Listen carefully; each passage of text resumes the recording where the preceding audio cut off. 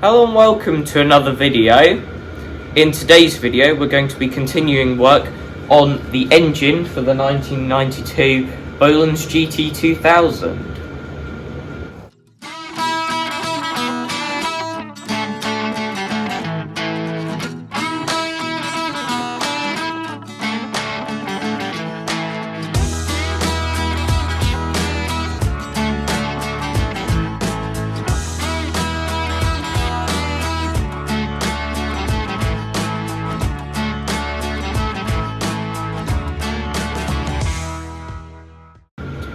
We've done quite a bit since the last video, so I'll just kind of run you through what we've done. We took the stator off, cleaned up all behind there, and we cleaned up the stator itself, which took absolutely ages and is a horrible job to do. So we should probably test this to make sure it still works, which is probably something we should have done before we spent ages cleaning it, but still it's important to know that that works. Something interesting to note are these kind of witness marks or scratches from something that must have probably come off the starter motor and then just scratched up the casting a bit. The other thing we did was we took off the air filter and air filter housing up here so that we could get access to the valve covers, which are in there I believe, for that one, and kind of down in there for this side. And what that showed us was the valve gaps, and for the exhaust valves they were pretty much where they should be, but on both cylinders the inlet gaps were pretty much non-existent, so that is something that we're going to have to deal with. And obviously you can't get very good access to the valves at the moment, so that would mean the inlet manifold and the exhaust manifolds coming off so that we could get access to them. We also did some shopping and have quite a few parts here, so I'll start with this. This has two new head gaskets in. There you go, so we can swap the head gaskets on this. We also have this here. This is a genuine Kohler crankshaft oil seal, and that took absolutely ages to actually be delivered, but we've got it now, so that's good. Here we have two engine oil filters, and the reason we have two is because we're going to put a new one on, kind of run it for a bit, then put another one on and switch the oil, just to make sure that we have absolutely no water in the engine.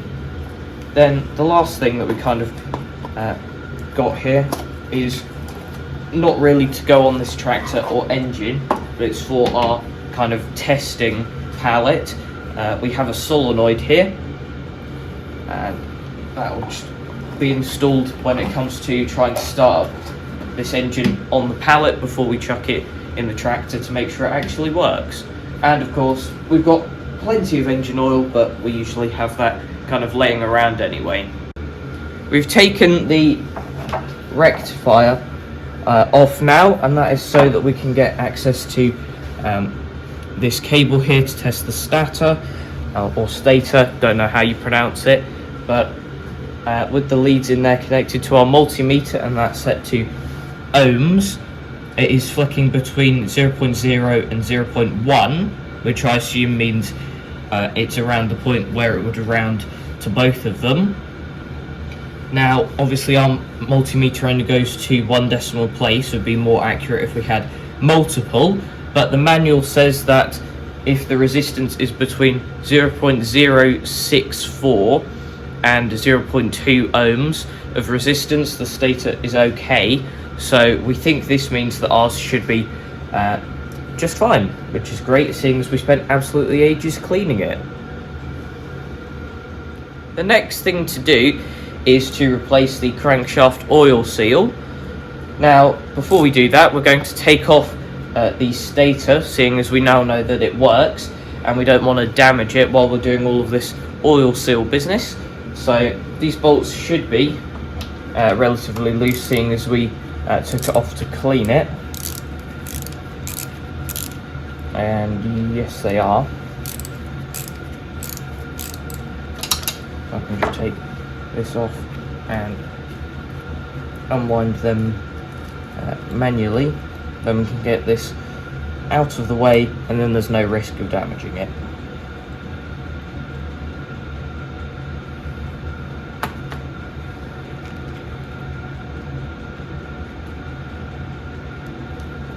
There we are.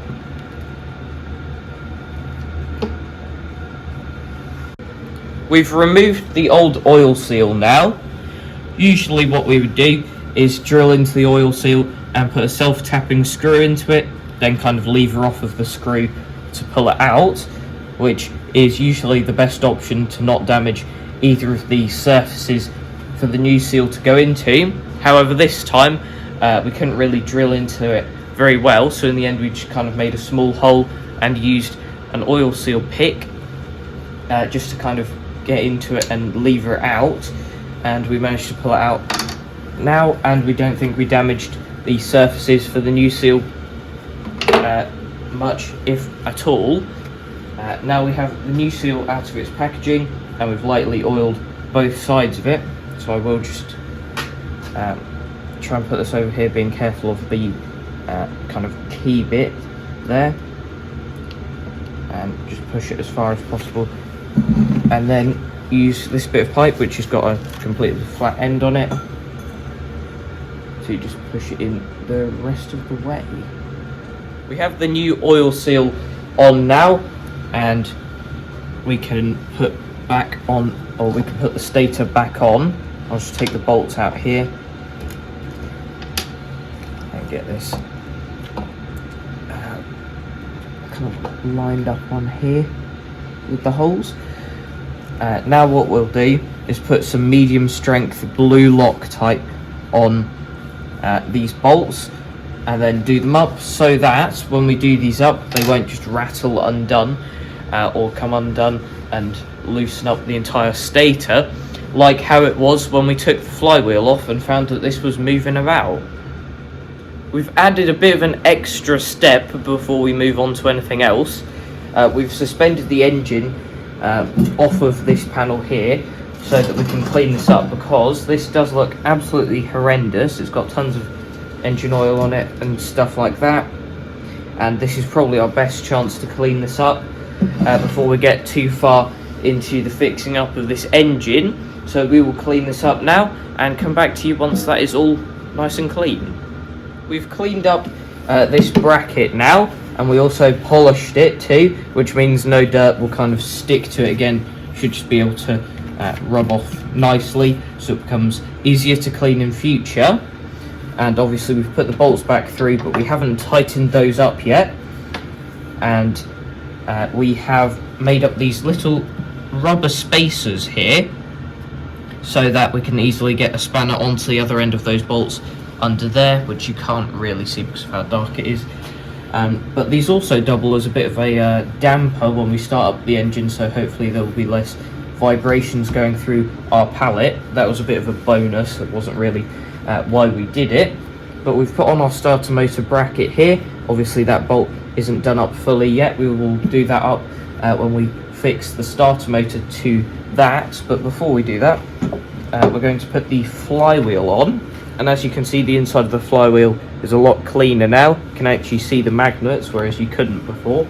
So I'm going to now try and line this up, which could be quite difficult. You've got to kind of put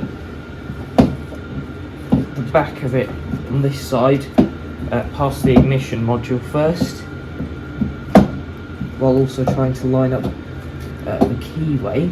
But I think I have just about got that on now, so I will just put this on too.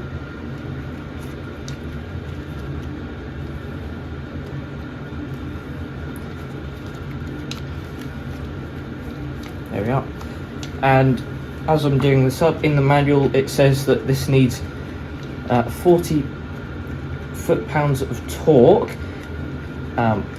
put on the bolt. Now I'm not sure if I'll be able to do that or not on my own, or if I'll need my cameraman to grab the other end of the crankshaft to stop it turning. but we will see. And seeing as I haven't even put the torque wrench on yet, and that's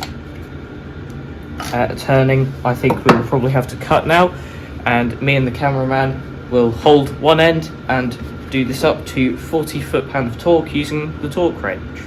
We've finished putting on the flywheel, and we've also fitted the starter motor, and that is fitted temporarily, which means it hasn't got any nylock nuts on it, because we are just testing to see if the starter will turn the engine.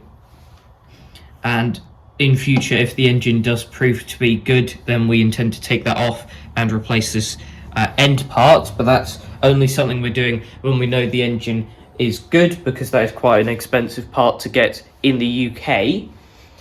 So what we will test now is whether the starter will turn the engine, and we've got the heads off for that, so I will switch places with my cameraman quickly, so he can do the sparky stuff with the battery, because I'm not too much keen on that. So we'll see how this goes. You ready? Yep. 3, 2, 1. Yeah, just do it one more time. Yep. What's that strange noise? I don't know. That was after it stopped turning. Oh, after it stopped turning, okay. I think. Having re-watched that bit of video, the horrible noise was just this part kind of moving around and rattling around on the shaft after it had gone back and it was still turning. You can see just how much movement there is on that, which was a nice unintended reminder of how that needs to be replaced, but the starter worked fine other than that. Now what we've done is we've got our surface table out. Now this is 100% flat, and what we will be using this for is seeing how warped the heads are. Now usually they are a bit warped on these twin cylinder engines, but what I can do now is kind of go around and try and hear if you can hear the metal parts clanging against each other, which would mean it is warped and there's space for movement. And there you can hear, as I'm holding down the other side, that one is warped there. Not sure how much by, and you'd need a feeler gauge to tell, but I will just quickly grab the other one and test that too.